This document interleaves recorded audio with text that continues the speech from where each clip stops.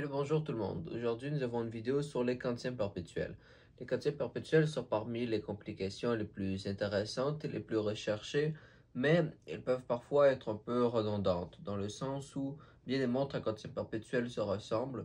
Nous avons souvent cette même affichage avec des sous-compteurs, soit 3 ou 4, et où tout est indiqué par aiguille, avec simplement l'heure au centre, et puis ce sont des montres qui ne se lisent pas super bien, et qui honnêtement se ressemblent beaucoup. Dans cette vidéo, je vous présente des quantièmes perpétuels qui sortent de l'ordinaire, donc des quantièmes perpétuels encore plus intéressants que les autres.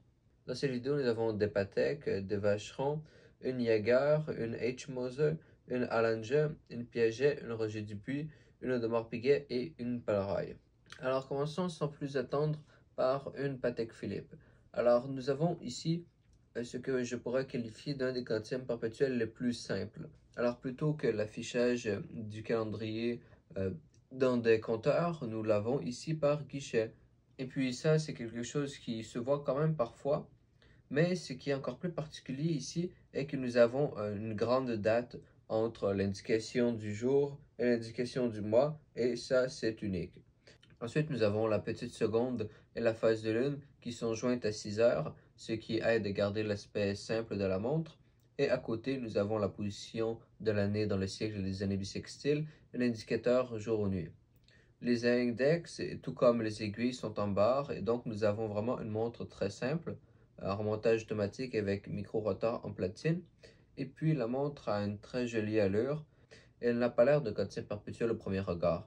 Elle fait 41,3 mm et l'an dernier à Watches and Wonders, donc en 2024, une nouvelle version était sortie avec un joli cadran saumon sur bracelet brun qui fait un peu plus classique, toujours dans un boîtier en platine.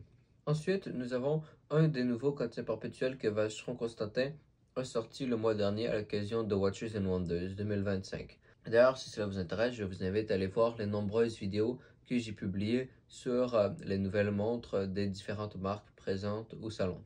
Nous avons ici donc leur quantième perpétuel rétrograde. Premièrement, l'indication du quantième rétrograde sur un axe ainsi est déjà rare sur les quantièmes perpétuels. Et nous avons également un fond partiellement squeletton. Nous avons donc par-dessus celui-ci le disque du jour, le disque du mois. Et pour finir, nous avons la lune à 6 heures, sur laquelle il n'est cependant pas superposé une petite seconde comme on le voit parfois. Il n'y a pas grand-chose à dire sur cette montre, mais c'est une variation et puis il ne ressemble pas au quotient perpétuel habituel. Remarquez également l'indication de la position de l'année dans le cycle des années bissextiles entre 4 et 5 heures. Ensuite, nous avons une Jaeger-LeCoultre très complexe. Nous avons à la fois un tourbillon triaxal et une répétition minute, en plus du quantième perpétuel. Alors, en premier lieu, nous avons le quantième qui est sautant, donc il fait un saut lorsqu'il doit passer du 16 au 17 pour contourner le tourbillon triaxal qui est à 6 heures, de chaque côté duquel nous avons des marteaux pour la répétition minute. La répétition minute est particulière puisqu'elle est ajustée pour mimiquer les carillons de Westminster. Et vous pourrez le constater par vous-même plus tard lorsque je ferai entendre la répétition minute. Nous avons donc la partie d'environ 4 à 8 heures du cadran qui est squeletton. Et puis, dans le haut, nous avons un motif avec, aligné sur midi, un sous-compteur pour les heures, au-dessus duquel nous avons l'indication de l'année. Cela étant dit, sur les montres qui indiquent l'année, vous ne pouvez pas changer le siècle sans entrer dans la montre. Et donc, vous pourrez l'ouvrir. Parfois, vous pouvez retourner la pièce qui indique le siècle pour passer à 2100. Et généralement, la montre vient fournie avec les pièces pour les quelques centaines de prochaines années. Mais pour ce qui en est de la décennie et de l'année, il s'ajuste automatiquement. Et donc, pour compléter le tout, nous avons à 3 heures le mois et à 9 heures le jour. Remarquez également que le motif que nous avons ici sur le cadran est repris sur les flancs du boîtier, boîtier qui est donc en or rose, comme vous pouvez le percevoir ici. Donc voilà, plus de 80 composants selon Jaeger-LeCoultre. Et donc, observez l'arrière de la montre, très impressionnant, grand niveau de détail et de complication. La montre est donc à remontage manuel. À présent, je vous laisse entendre la répétition minute.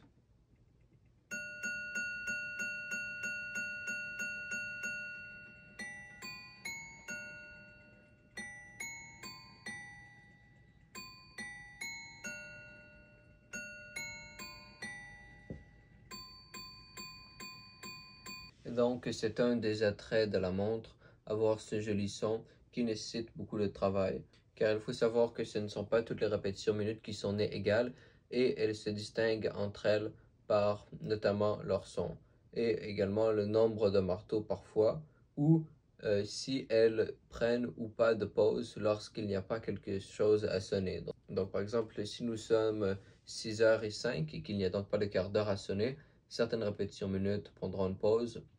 D'autres non, celles qui n'en prennent pas nécessitent un niveau de complexité supplémentaire.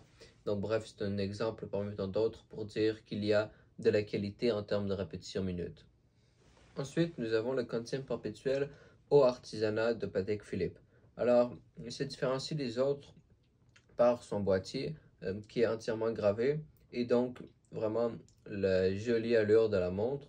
Nous avons également un cadran très travaillé. Mais cette disposition n'est également pas classique. Nous avons donc en premier lieu le quantième indiqué sur une arche et qui est donc rétrograde et qui fera le saut au-dessus de la phase de lune qui est isolée alors que souvent elle sera dans des sous-compteurs sur des quantièmes perpétuels typiques. Et puis nous avons plutôt qu'à midi, comme on le voit parfois chez Patek Philippe, respectivement à 3h et à 9h, l'indication du mois et du jour. La seconde, elle est au centre. Les quantièmes perpétuels ont plus souvent des petites secondes ou alors pas du tout de secondes. Et nous avons à midi, au-dessus de l'indication Patek Philippe Genève, l'indication de la position de l'année dans le cycle des années bissextiles. Je vous laisse observer également l'arrière de la montre et ses flancs car il y a beaucoup de travail qui vont donc pour graver la montre qui est à remontage automatique. Et donc vous pouvez la voir sous différents angles avec son joli cadran au centre gravé. En l'occurrence, la boucle était sortie et a été pensée spécialement pour la montre. Ensuite, nous avons le quantième perpétuel de H. Moser qui n'a pas du tout l'air de quantième perpétuel. Alors, premièrement, le quantième est indiqué à 3 heures. Il n'y a pas de jour ni de phase de lune, mais il y a tout de même le mois. Alors, vous aurez probablement remarqué ici une petite aiguille au centre. Eh bien, celle-ci indique le mois. Un peu de la même manière que sur la scale au lieu de Rolex, nous avons des guichets à côté de chaque index des heures, donc 12 guichets pour les 12 mois de l'année. Eh bien, ici, l'aiguille pointe une des 12 index pour pointer un des 12 mois. Et donc, on y va en ordre. Janvier correspond à midi, février 1h, et ainsi de suite. Nous avons également la petite seconde à 6h, et à 9h, nous avons la réserve, ce qui aide à bien balancer avec le quantième de l'autre côté. Observez le joli cadran bleu de la montre avec l'indication H. Moser subtilement gravée, ce qui aide à garder le côté vraiment épuré et simpliste. Et vous avez une variation encore plus épurée si vous le voulez, où vous n'avez même plus les index, outre celle de midi. Bien sûr, vous devez pouvoir consulter la position de l'année dans le cycle des années bissextiles et cela se fait en landau, juste ici. Donc, jolie montre avec le quotient perpétuel très subtil qui n'a vraiment pas l'air d'être là. Je pourrais comprendre que pour certains gens, ce soit trop simplifié, mais je félicite tout de même H. Moser d'avoir eu l'idée. Une chose est sûre, c'est innovant. Ensuite, nous avons la Richard Lange Terra Luna. Alors, premièrement, nous avons un affichage de style régulateur. Donc, si on prend par exemple l'exemplaire en or blanc, ici, aligné sur midi, nous avons les minutes.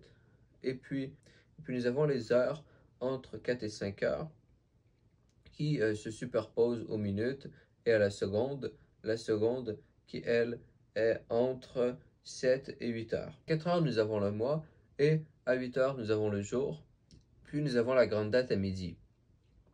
L'ouverture à 6 heures est la réserve de marche qui va jusqu'à 14 jours, ce qui est très impressionnant.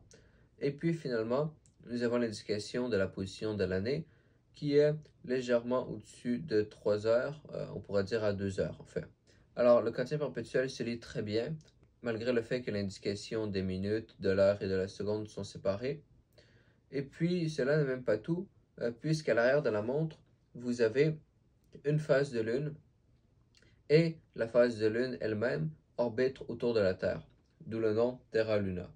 Et donc, vous pouvez suivre le cheminement de la lune autour de la Terre Vous avez donc également les méridiens indiqués sur le planisphère qui ici représente l'hémisphère nord pour pouvoir savoir exactement où vous pourrez observer la Lune, à quel endroit sur Terre. Donc, c'est une très jolie et très ingénieuse montre. Lorsqu'on y pense, la seule complication qu'il y a est un quantique perpétuel, mais la montre donne l'impression d'en offrir bien plus.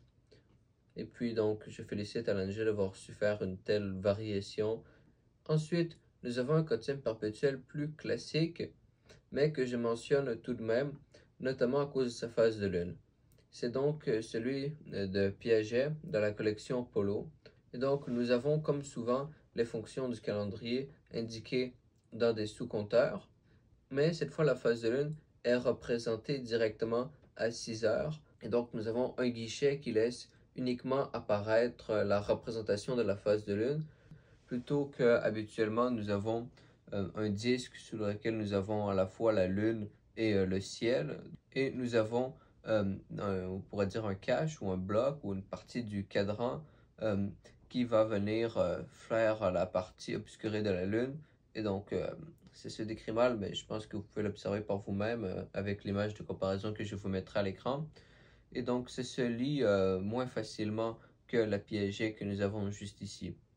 Un quotidien perpétuel fait plutôt sport, particulièrement avec les cadrans rayés, et la collection Piaget Polo est une collection de montres de sport. Très jolie, se lit bien, nous avons de la luminescence appliquée, et puis sinon nous avons le quantième à 3 heures, le jour à 9 heures, le mois à midi, avec en dessous une indication de la position de l'année dans le cycle des années bissextiles. Et puis nous avons une montre qui est vraiment de la disposition classique de quotidien perpétuel. Peut-être vous demanderez-vous alors, eh bien, pourquoi est-ce que j'en fais mention? Car c'est le quotidien perpétuel le plus sport qu'il y a que j'ai pu trouver. Le quotidien perpétuel, tout comme la plupart des complications calendrier, sont typiquement de soirée. Et pourtant, Vacheron Constantin a trouvé le moyen de lui donner une allure extrêmement sport sur ce squeletton. Nous avons donc à 3 heures le quantième, à 9 heures le jour, et nous avons à 6 heures une phase de lune qui est elle-même avec un disque qui est donc translucide, mais suffisamment opaque pour qu'on puisse bien lire la phase de lune. Nous avons à midi le mois avec la position de l'année indiquée par une aiguille. Et plutôt que d'avoir première année après l'année bissextile, deuxième, troisième et année bissextile, nous avons uniquement la mention de quand il s'agit d'une année bissextile, car lorsqu'on y pense, c'est souvent tout ce qui nous intéresse. Et puisque cela peut être un peu dur à lire, donc vous voyez ici le L, mais c'est sur un fond squeletton, alors on ne le distingue pas tout à fait, eh bien, la portion du compteur correspondant à l'année bissextile voit ces mois écrits en bleu pâle plutôt qu'en blanc. J'ai eu la chance d'essayer cette montre à Genève. Elle se porte très bien, très jolie, très élégante. Elle vient avec un système de bracelet interchangeable et donc elle est assez polyvalente. Et c'est un quantième perpétuel extra plat, donc 8,1 mm. Et j'ai eu également la chance de voir la version avec des sous-cadrans blancs. Le bleu et l'or ont un beau contraste, mais cette version fait plus classique. Quoique selon moi, si vous voulez prendre un cadran blanc, je vous recommanderais alors de ne pas prendre la version Skeleton, car je trouve qu'ici la lisibilité est un peu affectée. Ensuite, nous avons une autre montre qui a été introduite à Watches and Wonders 2025, soit la Roger Dubuis Excalibur Grande Complication, qui est donc pour commémorer le 30e anniversaire de la marque. Nous avons donc à la fois un tourbillon, une répétition minute et le quantième perpétuel. Le tourbillon est entre 5 et 6 heures et un peu caché par les indications du calendrier, et la répétition minute s'active par un poussoir entre 9 et 10 heures. Vous pouvez observer le marteau à l'arrière, juste ici, à côté donc des remontoirs de la montre qui est automatique. Alors maintenant, passons au quantième perpétuel. Alors nous pouvons voir premièrement le quantième qui est indiqué par un arc basé avec l'aiguille qui prend source entre 2 et 3 heures. Nous avons vraiment un arc où les extrémités sont beaucoup plus larges et qui vient rétrécir et s'amincir au fur et à mesure qu'on se rapproche du centre de l'arche, et donc également des aiguilles centrales qui indiquent l'heure et la minute. Ensuite, à l'opposé du cadran, nous avons la même chose, mais cette fois pour le jour. Et donc, cela n'est pas symétrique. Eh bien, c'est symétrique mais sur un angle incliné. Et donc la aiguille, cette fois, prend source entre 8 et 9 heures.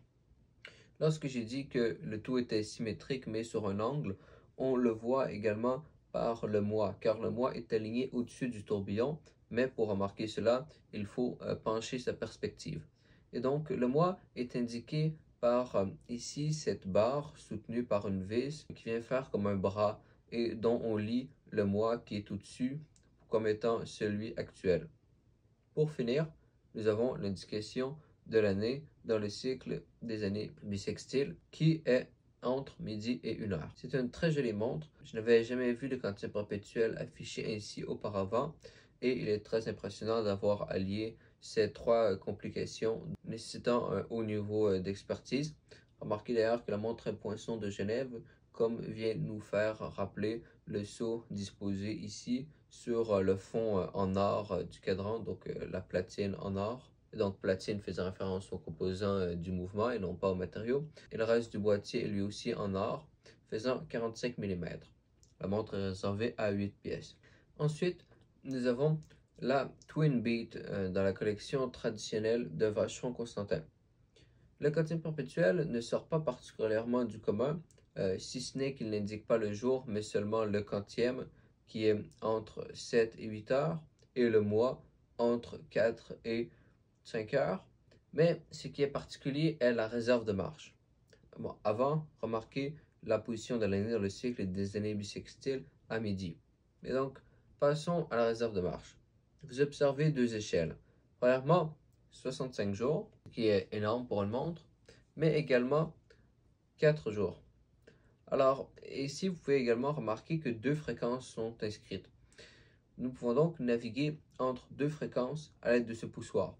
Lorsque vous portez la montre, vous la mettez à 5 Hz, donc suffisant pour qu'elle reste précise et qui est un rythme standard de montre qualitatif. Mais si pour une raison ou une autre, vous devriez ne pas porter la montre pendant longtemps, mais que vous voulez tout de même la garder ajustée, car les quantiens perpétuels sont tout de même complexes à ajuster, alors idéalement, vous préférez qu'ils ne se désajustent pas et qu'ils marchent constamment, eh bien, vous pouvez faire passer la montre à 1.2 Hz, dans quel cas, elle pourra continuer à fonctionner pour 65 jours. Alors, bien sûr, elle va perdre un peu de précision, peut-être quelques minutes, et donc, lorsque vous reprendrez la montre, vous pourrez l'ajuster, mais c'est tout de même plus facile à faire que de devoir ajuster le calendrier lui-même. Donc, c'est un peu comme un ours qui s'en va hiberner. La montre fonctionne toujours, elle fonctionnera pendant très longtemps, mais elle ne fonctionne pas normalement, elle fonctionne en somnolence, on pourrait dire. Très ingénieux. Il aurait été également possible pour eux d'offrir une très grande réserve de marche en gardant une haute fréquence. D'autres marques l'ont fait, mais 65 jours n'aurait pas été atteignable. Peut-être 30, mais en l'occurrence, ce n'est pas le défi que Vacheron se sont donné. À noter que c'est tout de même très complexe offrir deux fréquences différentes, car il doit y avoir deux balanciers. Le boîtier fait 42 mm et la montre est en platine, avec cette fois un bracelet, on pourrait dire gris anthracite, qui contraste bien avec le cadran, alors que généralement les Vacheron Constantin en platine sont avec un cadran blanc et un bracelet bleu. Et donc nous avons ici droit à une montre partiellement skeleton. Ensuite, nous avons le quantien perpétuel d'Audemars Piguet marquant leur 150e anniversaire. Alors le quantième est indiqué de manière classique à 3 heures avec le jour à 9 heures, donc dans des sous-compteurs, et puis le mois est à midi avec l'indication de l'année en dessous. Pour l'instant, c'est plutôt standard, mais là où il se distingue des autres quantiens perpétuels est par son indication de la semaine. Donc nous avons un semainier, un peu comme sur la Patek Philippe Calatrava 5212A, sauf que cette fois c'est un quantième perpétuel, alors que la Patek n'est qu'un calendrier. Et donc c'est très intéressant, c'est une légère variation, une petite complication qui ne demande pas énormément de travail de plus, mais elle permet vraiment de le différencier des autres et permet de lui donner un côté unique, donc c'est un joli petit ajout. Remarquez également la lune, qui est en partie skeleton, le cadran lui-même étant skeleton, mais avec tout de même un pont où il est inscrit Audemars Piguet, avec une calligraphie un peu de fantaisie. Et donc, nous pouvons toujours lire la phase de la lune, puisque le pont permet d'obstruer celle-ci lorsque c'est nécessaire. En fait, la différence par rapport à une phase de lune normale est que la seconde moitié du disque de la lune n'est pas masquée, ce qui permet par le fait même d'également lire la phase de la lune dans l'hémisphère sud. En changeant d'hémisphère, la phase de lune est inversée, donc ici vous pouvez observer les phases de lune dans les deux hémisphères. La montre est dans un boîtier de 41 mm en titane. Il fait 9,9 mm, ce qui n'est pas très épais. Cependant, seulement 2 barres d'étanchéité est un peu décevant pour une montre dans une collection sport. Et l'arrière de la montre est squeletton avec un remontage automatique. Pour le 150e anniversaire, la montre est limitée à 150 pièces. Ensuite, pour terminer, nous avons la Panerai Luminor GMT. Donc, le quantième perpétuel ici se limite sur le cadran à l'affichage du jour et du quantième, qui sont tous les deux à 3 heures, de la manière qu'on le trouve sur une IWC dans le style pilote. Et puis, ce que nous avons à 3 heures est une petite seconde surmontée un indicateur jour-nuit. Nous n'avons pas de précision là-dessus, mais j'assumerai qu'il est pour l'heure GMT, car en général, pour l'heure locale, il est plus facile pour vous de déterminer si c'est le jour ou la nuit, et il est plus utile de savoir cette information pour l'heure à la maison, puisque c'est l'endroit où vous n'êtes pas présent physiquement. Donc, le deuxième fuseau horaire est indiqué par cette flèche ici, et nous avons sinon les heures et les minutes au centre, avec de la luminescence. Luminescence également présent sur les index. Je dis présent et non pas appliqué, car Panerai utilise une technique qui est dite sandwich pour faire paraître de la luminescence. Donc ils prennent une couche de cadran luminescent, on pourrait dire, donc que de la luminescence, et ensuite par-dessus, ils mettent leur cadran, donc bleu ici, qui contraste bien avec le bracelet en or rose et qui est la même couleur que le bracelet. Et là où ils veulent faire paraître de la luminescence, ils découpent entre guillemets dans ce cadran. Ce qui fait que par exemple le blanc, donc la luminescence que vous voyez à midi, est laissée paraître par l'absence de cadran au-dessus. Donc les index ont un certain aspect 3D comme vous pouvez le voir ici. La montre est très bien exécutée, du sens qu'elle paraît simple à première vue. On ne se doute pas que c'est un quantième perpétuel et elle ne nous surcharge pas inutilement d'informations, car le mois n'est pas quelque chose qu'on a souvent besoin de savoir. Il est ici indiqué à l'arrière de la montre. Ensuite, nous avons également l'indication de la position de l'année dans le cycle des années bissextiles et l'indication de l'année elle-même. Nous avons également la réserve qui va jusqu'à un total de 3 jours. Et puis nous avons un micro-rotor en or qui nous indique donc que la montre est automatique. Cette Panerai est un compagnon très pratique dans le sens où il vous laisse décider ce que vous voulez voir. Les informations qui sont moins utiles, il ne vous les met pas directement au visage, mais il vous laisse quand même les consulter si vous le désirez. Et donc c'est d'une certaine manière le meilleur des deux mondes, car la montre garde tout de même son aspect simple, même si son calibre est loin de l'être. Et donc voilà ce qui conclut ma sélection. Les quantièmes perpétuels sont selon moi trop souvent considérés comme ennuyants. Ils sont toujours certes regardés comme une complication qu'on doit respecter et qui est prestigieuse, mais ce n'est pas quelque chose qui est souvent si attrayant. Avoir à bâtir une collection de montres, tout le monde va s'en procurer un jour ou l'autre, simplement car on veut avoir un quantité perpétuel. Pour le principe d'en avoir, on veut avoir cette fonctionnalité si complexe et qui est tout de même impressionnante, mais ce n'est pas nécessairement des montres que l'on souhaite tant que cela porter. Donc, dans cette vidéo, j'espère avoir pu vous fournir des alternatives, des quantièmes perpétuels réellement intéressants par leur côté fonctionnel et pratique, plutôt que seulement par leur mouvement. Donc voilà ce que conclut cette vidéo. Si vous avez quelques instants à gaspiller, je vous invite à me laisser savoir en commentaire quelle montre a été votre préférée. Et pour ma part, j'ai dit ce que j'avais à dire. Si ce type de vidéo, qui est dans un format, on pourrait dire un peu guide d'achat, vous intéresse, bien je vous invite à aller voir les autres vidéos que j'ai publiées récemment, où je vous présente d'autres montres par catégorie, donc reliées par le même thème. Donc voilà. Et bien merci d'être resté jusqu'à la fin et je vous dis à la prochaine.